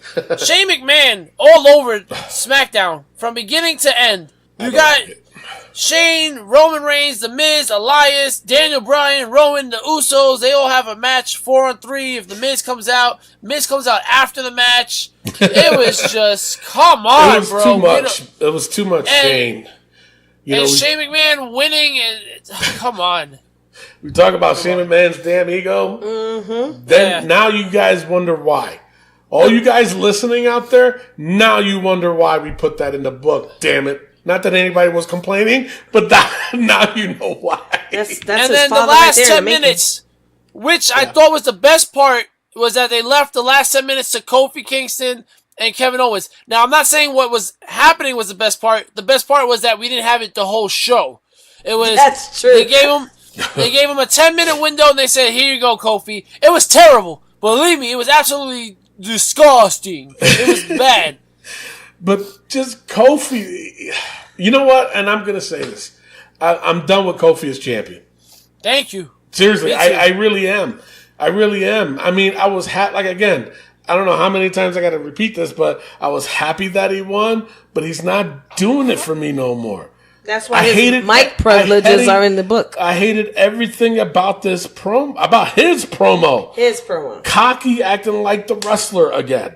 You know what I'm saying? It's like you got Kevin Owens talking on the big screen, then it goes to a video package, and then when Kevin goes, "You want me to come out there?" The screen goes blank, and then Kofi, you can hear Kofi saying, "Yeah, that's what I thought. That's what I thought." Dude, what the fuck? What do you mean? That's what you thought? You didn't say nothing. He said it. Ugh. Yeah. I hate to. I just hate it. I hate to say it like that too, because it seems like they're all in for it. But I don't hate it. Boy, bye with this title. right. Take it off them. All right, that's your SmackDown breakdown. It's now time for NXT POV. Mamma mia! Listen, Kushida, I'm all aboard on Kushida. First of all, this whole time splitter thing, I love Back to the Future, like I said. This is amazing. I love the hoverboard submission he got. He defeated Kona Reeves. Let me ask you a question, though, Rick. Are you afraid for him? Not really. Really? Because the thing is, when he goes to the main roster? The difference between him and all the other guys is that it has character. Now, look at guys like Shinsuke Nakamura. Yeah, he got character, but it was only like one-dimensional, I felt like. Okay. With this dude, what's his name? The guy that did the GTS. Otani. Hideo Otani. Yeah. He didn't do much either. It was just a wrestler, you know? Mm-hmm. This whole time splitter thing, I feel like it's timeless. Get it? Huh? Thanks, guys. It's a little late, Miguel. But no, I think it won't work. I think he was waiting for me with my... He makes a whole thing. I thought he was having a heart attack. I had to help him. I'm okay. Damn! Too soon. Too soon? Yeah. Kushida, I think, is going to be a timeless thing. I love the character. I think it's going to go over well. And I disagree. Really? I think if he goes up to the main roster, he is not going to be timeless. You think they're going to change his gimmick?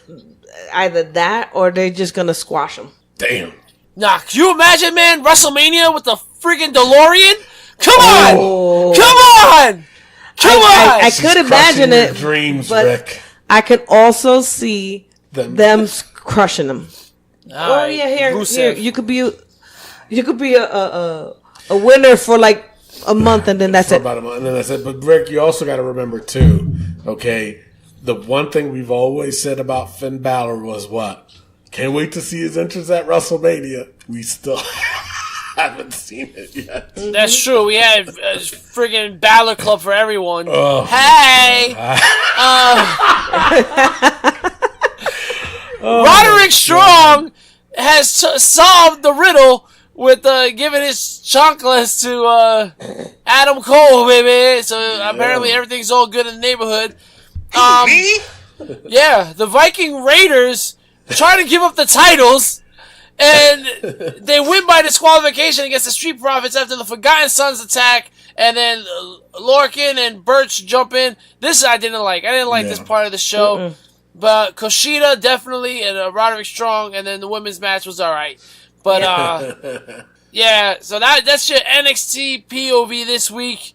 So now it's time for Raw vs. SmackDown vs. NXT. Every week, you the fans vote on our Facebook page, and we take into consideration whether we're going to go with you. You guys also break the ties for us. So Raw and NXT are tied with 2. SmackDown has 1. You the fans voted in favor of NXT 59%, SmackDown 29%, and Raw 12%. Mimi, what do you think? You know, I'm going to go with the fans. You're going to go with the fans. So you're going to say NXT, then you're going to say SmackDown, then you're going to say Raw? No, I'm going to say NXT, Raw, and then SmackDown. So then you didn't go with the fans. All right. I'm going to go with the fans, and I'm going to say NXT, SmackDown, and then Raw.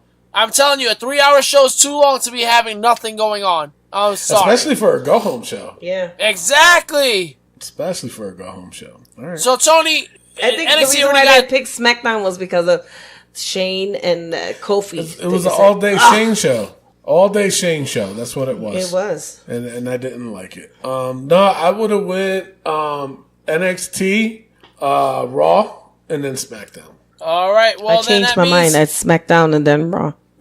All right. Doesn't change anything, but NXT wins this week. So NXT is up 3 to Raw's 2 to SmackDown's 1. All right. Tony, I think it's time to smell the money. Money in the Bank pay-per-view points game, baby. All right. So for those that are new and playing our pay-per-view points game, look it up on our Facebook page. right, no, basically what it is that each match is worth a certain amount of points, and all you got to do is treat it like money. Don't be stupid and max out your bets like a lot of people end up doing, but then you end up losing. So let's just say, for instance, Elias versus Roman Reigns, even though that's only 5 points, you can wager between 1 and 5. So if you do 2 points and you pick Elias to win and he wins, guess what? You win the 2 points. But if he doesn't win, then you lose 2 points. So if you go the full 5, guess what? You lose 5. You could be in the negatives for the whole entire show. Do you want to be in the last place to win the Covenant Award of the Ricks Around of the Turd? No! Do you? But unfortunately, there's going to have to be somebody in that place. Who will it be? Who will it be? Will we have a new champion? Will we have a new champion? What was his name again? Clay Cummings. Clay Cummings! He won the WrestleMania and he won a freaking $50 gift card, my man. Congratulations. Is this one of the top 5? So top 4 wrestling matches? What? Oh my God, Mimi Goody! Royal Rumble, WrestleMania, SummerSlam, and Survivor Series. I know the answer. I just wanted you guys to reiterate that you ain't gonna win $50 gift card this time around. She wasn't thinking that, right? Why you believe that shit? Oh, you're so full of shit. No, I think you were full of shit. No, you full of shit. You can't tell me what I'm thinking. All right, so now, basically, and then we have the title matches that have an added stipulation of 3 points. There's no betting between those 3 points, where you pick the stipulation of the match, either a pin, submission, or a DQ. Now, or a count out, sorry. So you got to pick one of those for every title match that we put that's on the card. Now, if you choose no contest, on paper, it says NC, no contest. That means you can't pick a winner, but you'll get 3 points. But the advantage to that is that, I would say 99% of the people will pick somebody to win. Guess what? They can lose up to 13 points. So they can be negative 13 while your ass gains 3 points. Hey, 3 points is 3 points. You know what I'm saying? All right, so these matches are not in order. Are you guys ready? Yes! All right.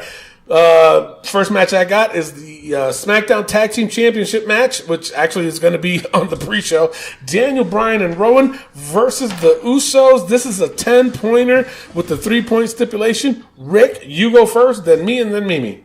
See, now the thing is, I can see the Usos winning by disqualification because of the Revival coming out, but I can also see Daniel Bryan and Rowan winning because the Revival comes out. Right. So I'm going to go with that one. I'm going to go with Daniel Bryan and Rowan. I'm going to go 6 points, and I'm going to go pinfall.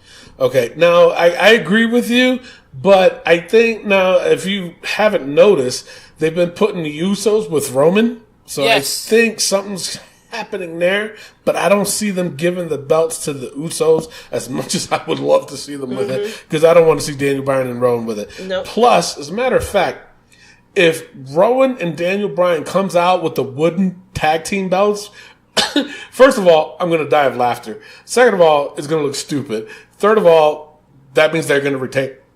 So I'm going with Daniel Bryan and Rowan.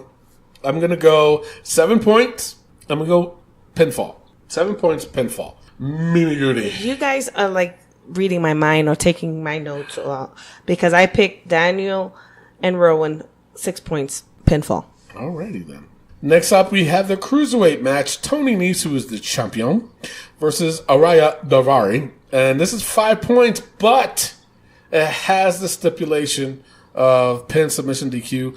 I'm going to go with Tony Nese. I'm going to go 3 points, and I'm going to pick pinfall.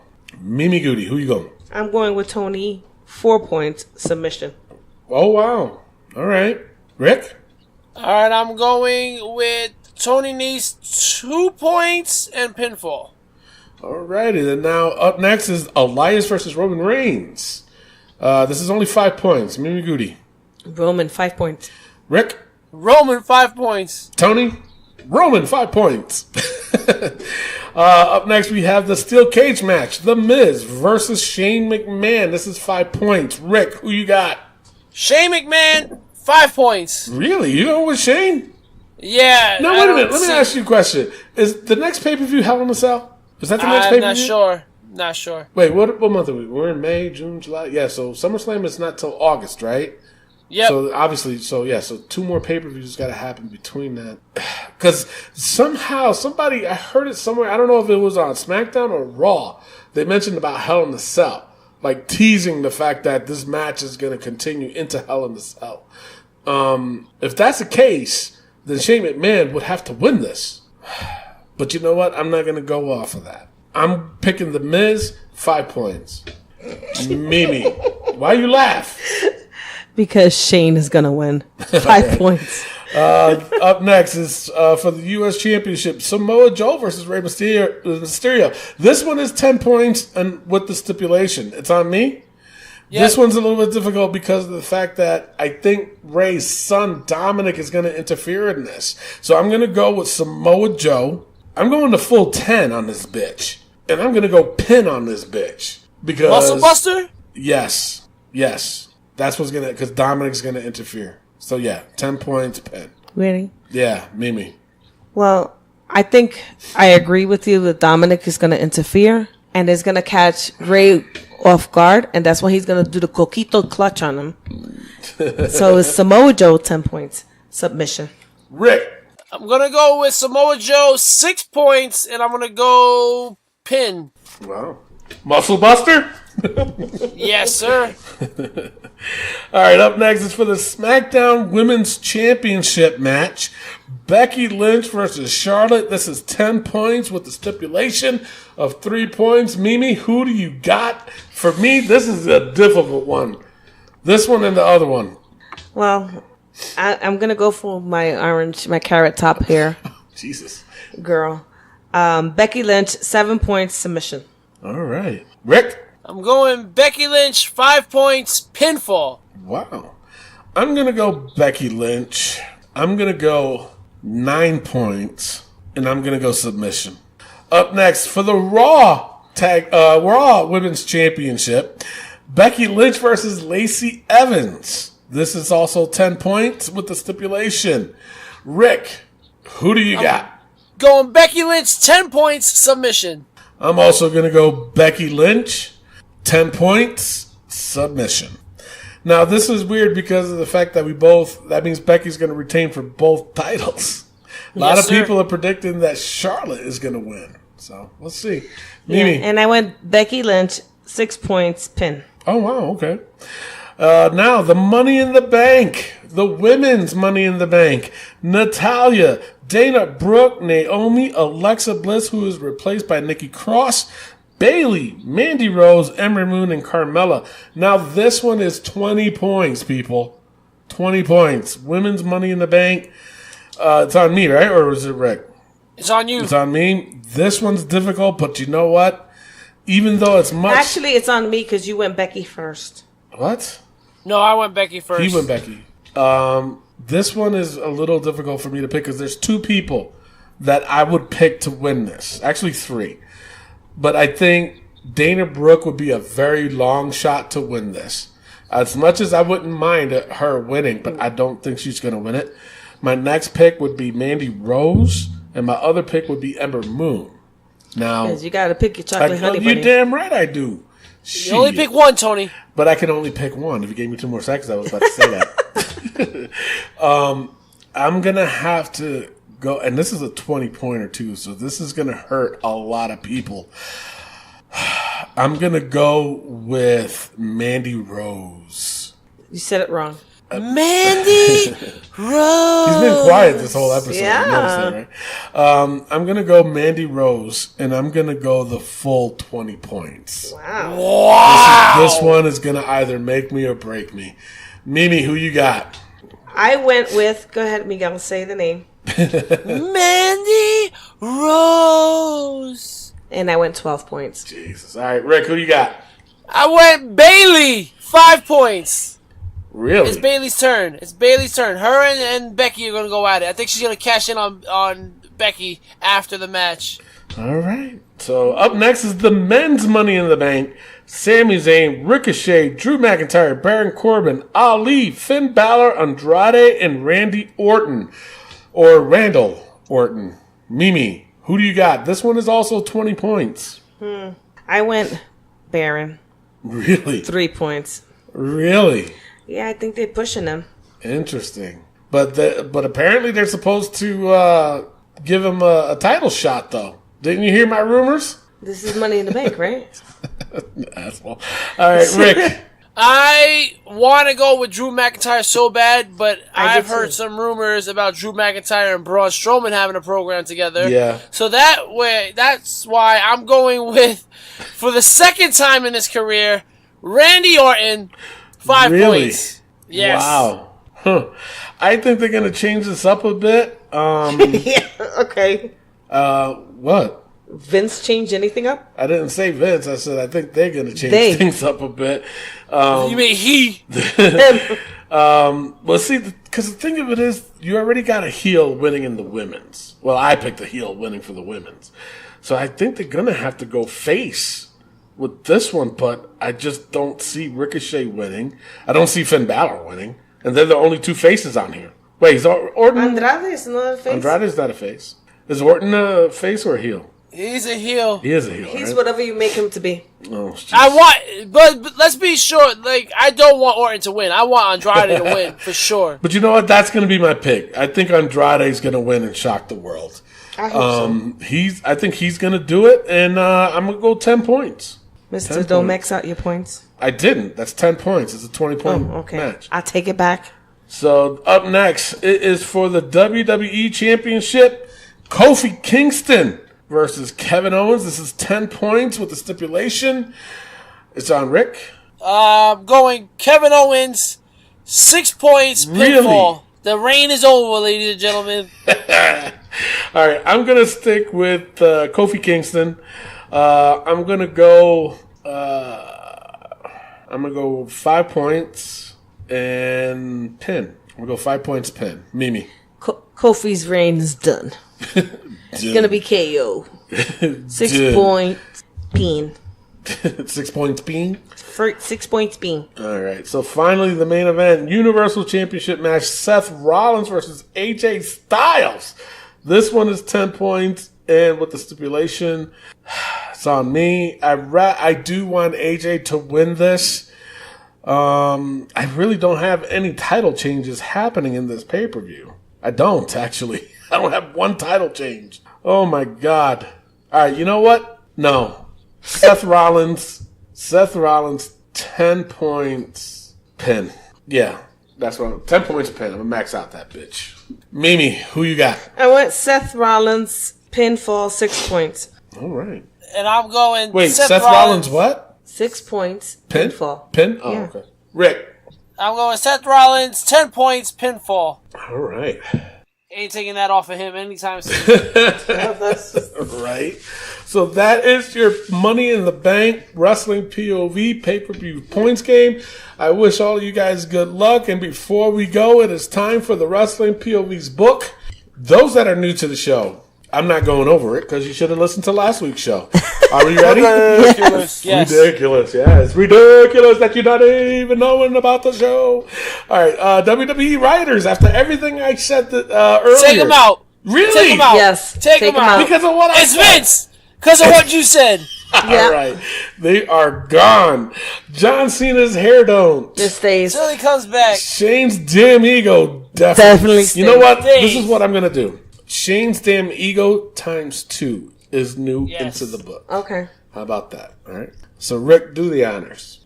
Shane's damn ego times 2. You just made the book. All right. Matt Riddle's chanclas. They were there. They were.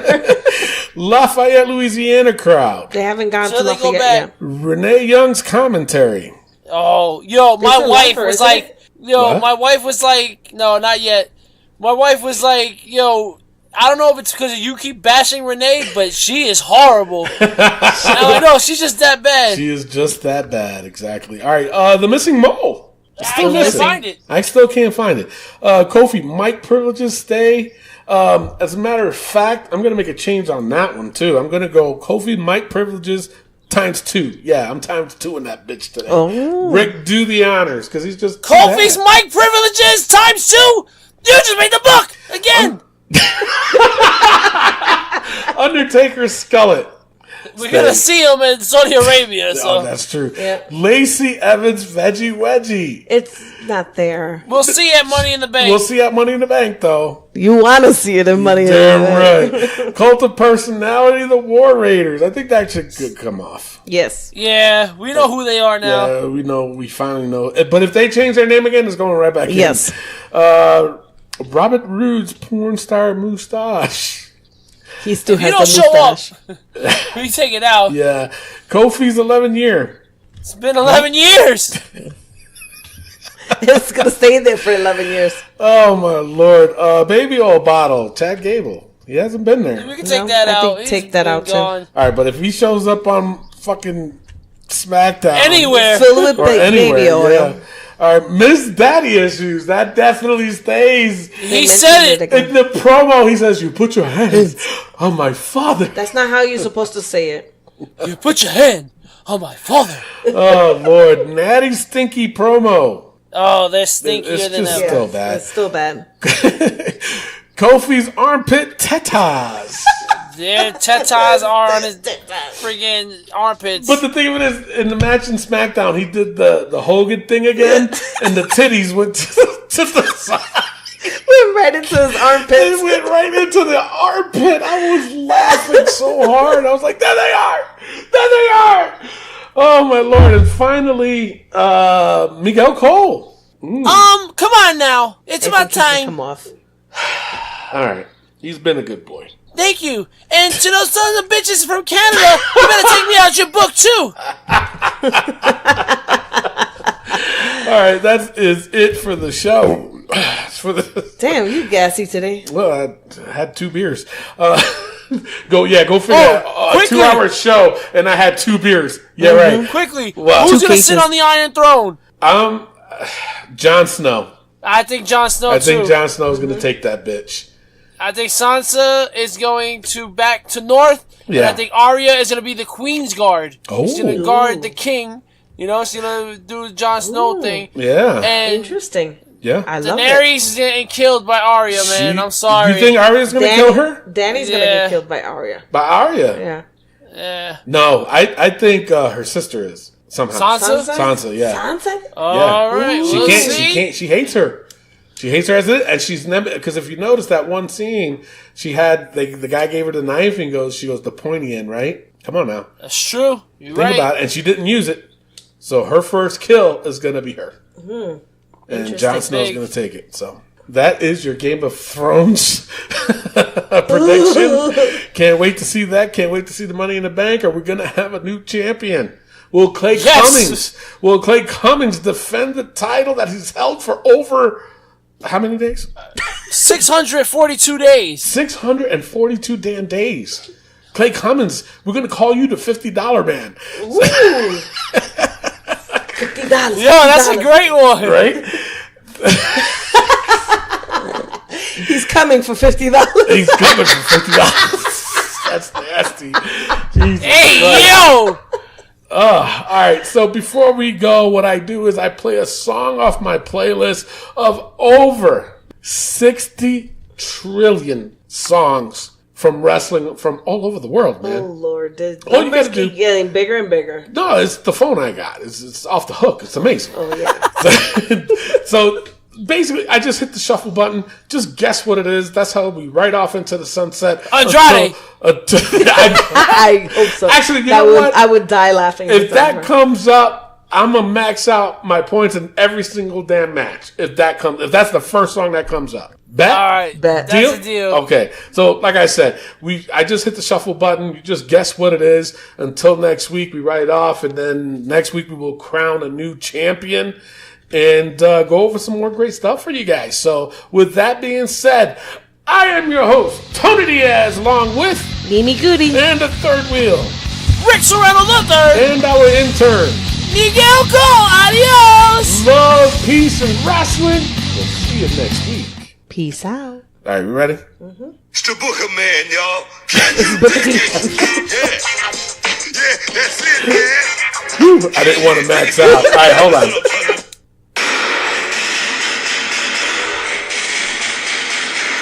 It's very, not very bad.